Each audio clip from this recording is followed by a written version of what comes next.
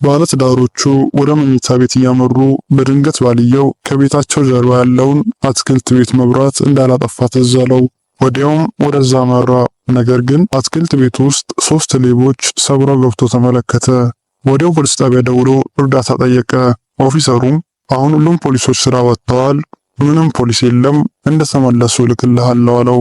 ሰውየውም በጣም ከመፍራቱ የተነሳ ከተወሰኑ ደቂቃዎች በኋላ መልሶ ደወለ። አታስበው ኦፊሰር፣ 3ቱንም ሌቦች ገድዬ ቆራርጬ ለውሻ ሰጥቻቸዋለሁ፣ ምንም ፖሊስ መላክ አይጠበቅብህም አለው። ብዙም ሳይቆይ በ3 የፖሊስ መኪና የታጨቁ ከ10 የሚበልጡ ፖሊሶች የሰውየውን መኖሪያ ቤት ከበቡ። ኦፊሰሩም አብሮ ነበር። ነገር ግን ሌቦቹ እንደተባለው ተገለው ተቆራርጠው ለውሻ ተሰጥተው ሳይሆን ከነነፍሳቸው ሲሰርቁ ተያዙ። ኦፊሰሩም ገድዬ ቆራርጬ ለውሻ አስጥቻቸዋለሁ ያልክ መስሎኝ ሲለው፣ ሰውየውም በተራው አንተም አሁን ምንም ፖሊስ የለም፣ ሁሉም ስራ ወጥተዋል ያልክ መስሎኝ አለው። ብዙ ጊዜ አብዛኞቹ በህይወታችን ውስጥ ያሉ ሰዎች እኛ ስንፈልጋቸው አናገኛቸውም።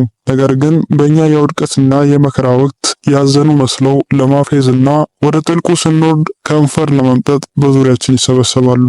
ታሞ 1 ብርጭቆ ውሃ ያልሰጠነው ሰው ሲሞት አፈር ለመጫንና ንፍሮ እየበላን እንዲህ ነበር እሱ እያልን የውሸት ድርሰታችንን ለማንበብ እንጣደፋለን። እውነት የምንላቸውን ሰዎች ከወደድናቸው ስለነሱ የምናስብም ከሆነ በሚያስፈልጋቸው ወቅት ከጎናቸው እንሁን። በድጋሚ ላንገናኝ ስለምንችል ፎሎ ማድረጋችሁን አትርሱ።